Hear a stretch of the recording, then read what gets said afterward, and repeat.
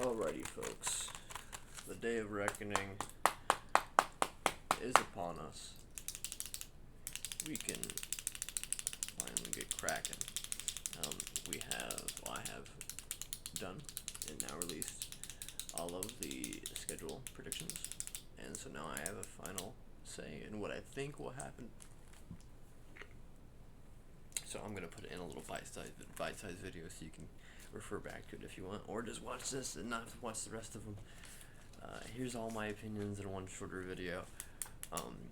We're gonna run through the divisions real fast.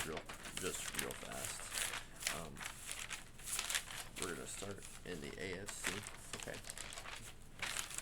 At the very bottom of the AFC West is going to be the Las Vegas Raiders with a record of 3-14, and third in the AFC West is going to be the Denver Broncos with a record of 7-10, and in second place in the AFC West is going to be the wild card team Los Angeles Chargers, and in first place it's going to be the Kansas City Chiefs.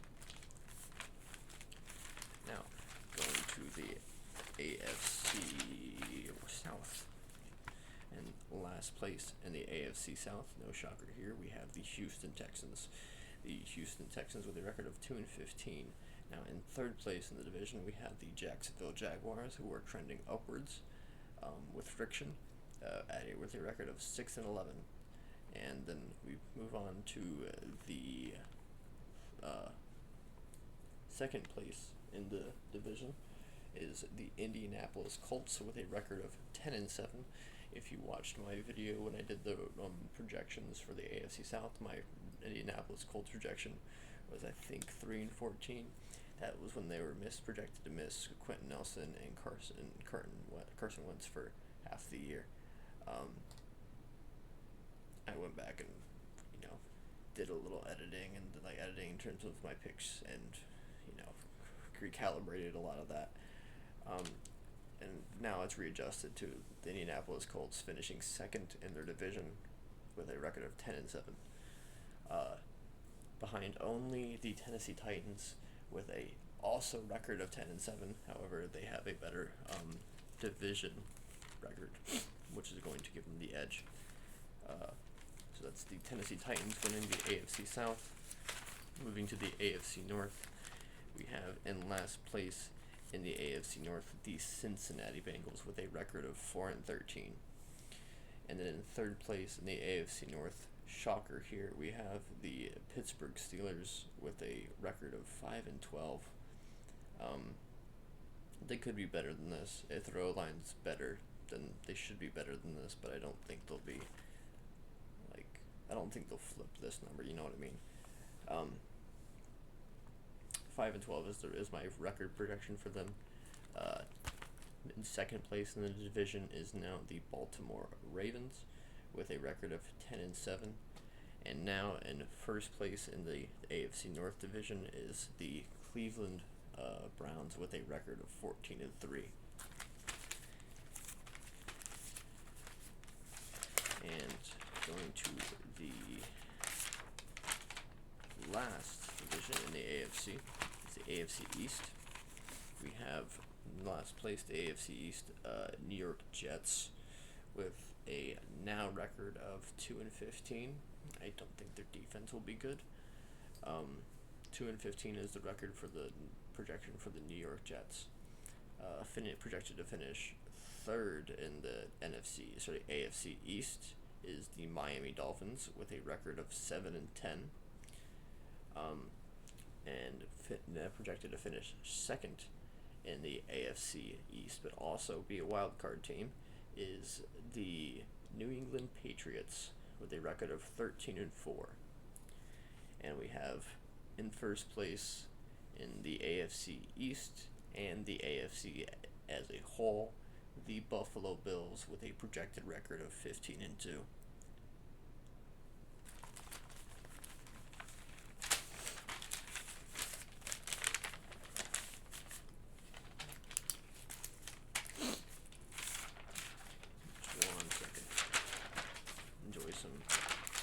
Page flipping in the meantime.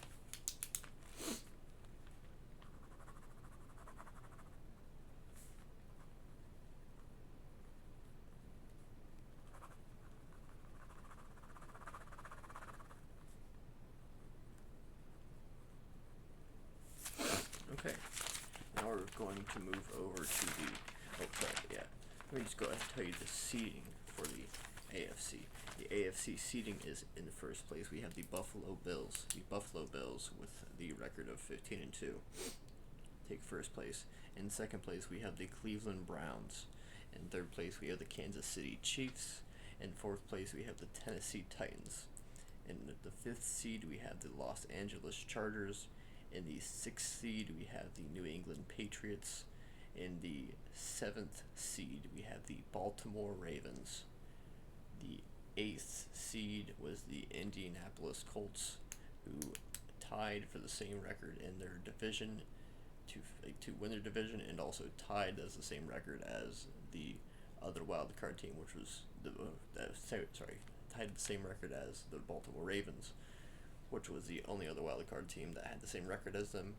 But like I said, it's the same record as the also team. So they basically tied and lost with the two qualifiers. Heartbreaking for Indianapolis, honestly. I'll get onto that in a minute. We're going to continue with the NFC, and I will list you the NFC West to start off. The NFC West, at the very bottom of the NFC West is the Arizona Cardinals with a record of 9-8. Not a bad record, especially to be at the bottom of the division. That means a likely springboard next year. Finishing in third for the division is the Los Angeles Rams. They have a record of 9-8 also. Finishing in second for the NFC West is the Seattle Seahawks with a record of 10-7. And then in first place in the NFC West is the San Francisco 49ers with a record of 13-4. Moving on to the NFC East, we have at the very bottom of the NFC East, we have the Philadelphia Eagles with a record of 2-15. Moving on to third place in the NFC East, we have the New York Giants with a record of 4-11. I think they're better than that record. I'll say that though. And then moving on to the second place in the NFC East is the Dallas Cowboys with a record of 8-9. And then moving on to first place in the NFC East is the Washington Football Team with a record of 11-7. Moving on to the NFC South, and last place in the NFC South, we have the New Orleans Saints with a record of 3-14. And in third place in the NFC South, we have the Carolina Panthers with a record of 9-8.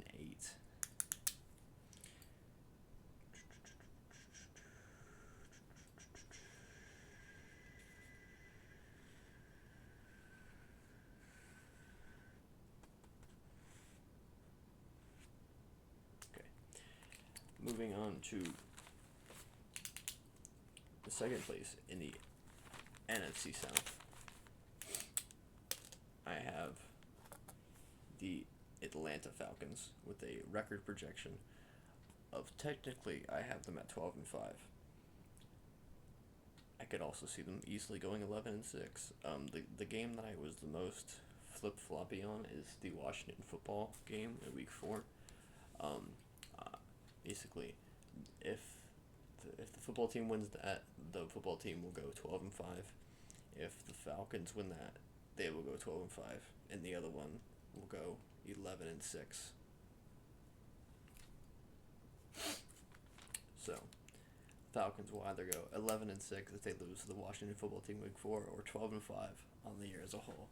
I'm just gonna say 12-5 as a whole, which sounds optimistic, but their schedule just is kind of really easy, so it allows for a lot of wins that they can kind of sneak away with.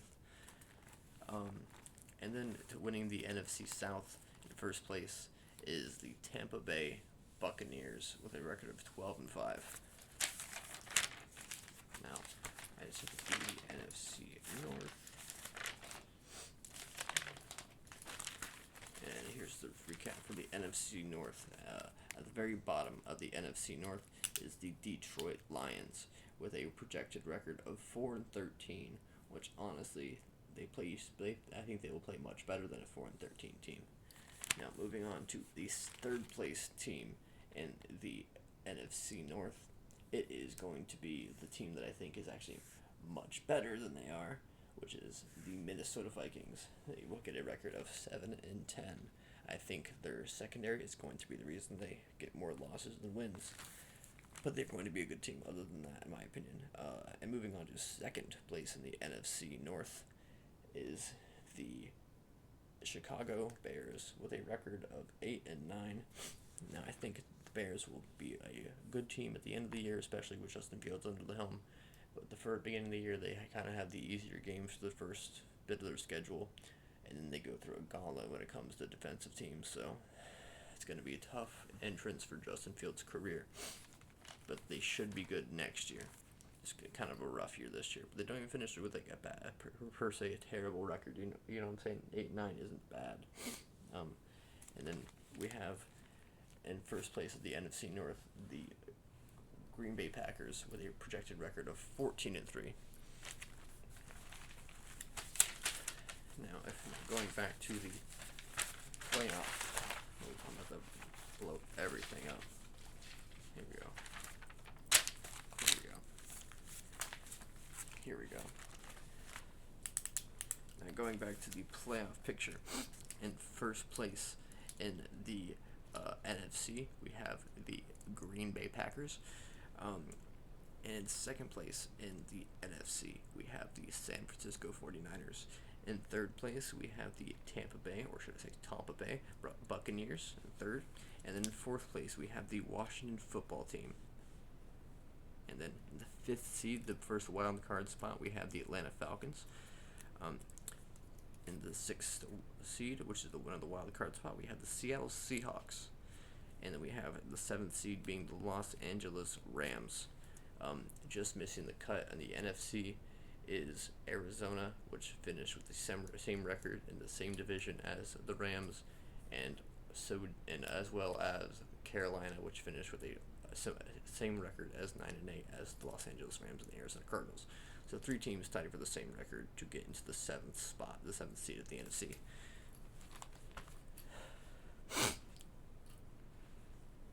Okay, now moving on to how I think the actual playoffs will go. I have let's start in the AFC. It'll start with Cleveland hosting Baltimore, and I think that Cleveland hosting Baltimore, especially with how Baltimore's kind of season is going to go, Cleveland is going to win. So Cleveland is going to secure that home field for the next game, and because they are the highest seed. So Kansas City remains. Kansas City will be playing the New England Patriots, and while I think that the Patriots have a shot to win there, it's hard to discount Kansas City. So Kansas City will go on to face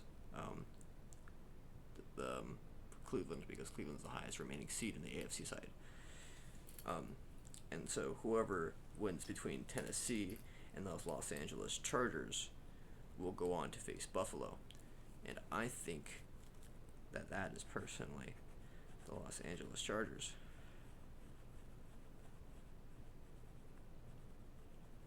So the matchups you're looking for in the divisional round of the AFC are Buffalo hosting the Los Angeles Chargers, and the Cleveland Browns hosting the Cleveland Browns hosting number 3 seed Kansas City Chiefs. Now moving on to the NFC side, in the divisional round, we have the San Francisco 49ers hosting the Los Angeles Rams, and I think the Rams will win that. The 49ers will win that one, I think, but it's hard to say.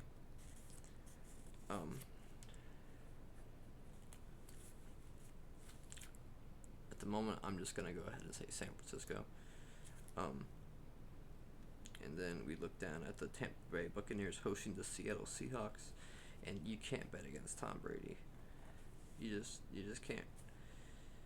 So the 3 seed will be going to the number 2 seed again.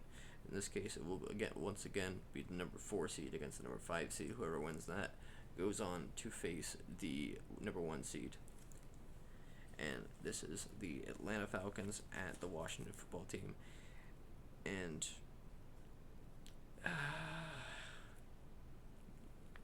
it's hard because if Atlanta got here, that means their defense was good. And if it means their offense was okay. But I'm trying real hard to make a case. So I'm personally going to say that Washington is going to win that game. Okay. So now I'm going to go back to the before I go back to the AFC. So the NFC divisional round matchups, when I come back to it, are going to be the Green Bay Packers hosting the Washington Football Team, the San Francisco 49ers hosting the Tampa Bay Buccaneers. And now going back to the AFC, where we left off, it was the Buffalo Bills hosting the Los Angeles Chargers, in which I think the Buffalo Bills will outlast the Los Angeles Chargers, and it's this number 2 seed against the Kansas City Chiefs, and I think the Kansas City Chiefs will win that game. And then it's the Kansas City Chiefs against the Buffalo Bills. Now going back to the NFC, we have the first seed Green Bay Packers hosting the Washington Football Team. I think Green Bay wins that game, Aaron Rodgers. And then San Francisco hosting the Tampa Bay Buccaneers, and I think the Tampa Bay Buccaneers win that game. So it is the NFC Championship game of Green Bay hosting the Tampa Bay Buccaneers. The number 1 seed is hosting the number 3 seed. And then over here in the AFC, it's the number 1 seed Buffalo Bills hosting the number 3 seed Kansas City Chiefs.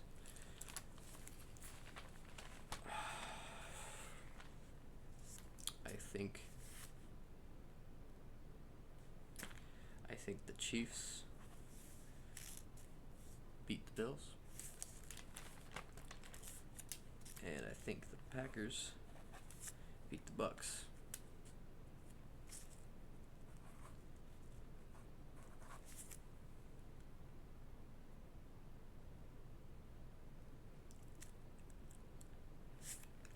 Now, the Super Bowl matchup is the Kansas City Chiefs versus the Green Bay Packers.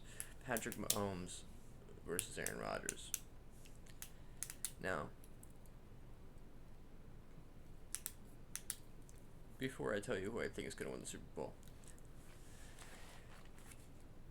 I will tell you who I think is going to win Offensive Rookie of the Year, Defensive Rookie of the Year, Comeback Player of the Year, Offensive Player of the Year, Defensive Player of the Year, and lastly, MVP. To start it off, we're going to start with Defensive Rookie of the Year. If I were to bet money, which is not, I don't do it a whole lot, but I do it a little bit, but not much. My Defensive Rookie of the Year selection is going to be Kwity Paye. My prediction is going to be Kwity Paye of the Indianapolis Colts.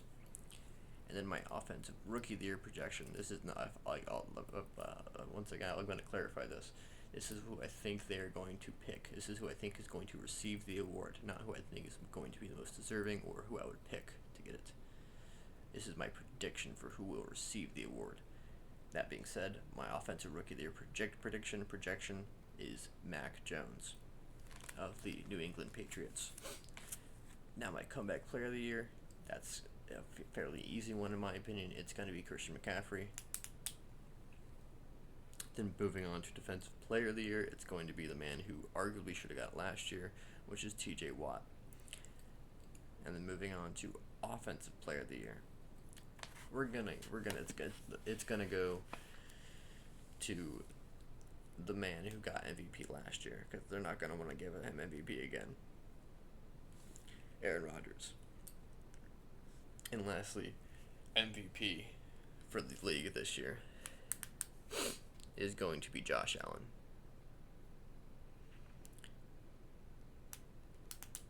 So let's do a quick rundown again. Defensive Player of the Year, T.J. Watt. Offensive Player of the Year, Aaron Rodgers. Comeback Player of the Year, Christian McCaffrey. And then the MVP is going to be Josh Allen. Offensive Rookie, Mac Jones. Defensive Rookie, Kwity Paye. And then Super Bowl champion, who do I think is going to be the Super Bowl champion team of the year? Is it going to be Patrick Mahomes or is it going to be Aaron Rodgers? I personally think it's going to be the Aaron Rodgers-led Green Bay Packers. And I can't wait to see the offseason after that, what Aaron Rodgers wants to do. It'll be really interesting whenever he decides to void that contract and go be a part of the Broncos or something. But yeah, thanks for watching. That's my predictions for this year. If you have any disagreements, comments, concerns, quarrels, I'm all ears. I'd love to talk.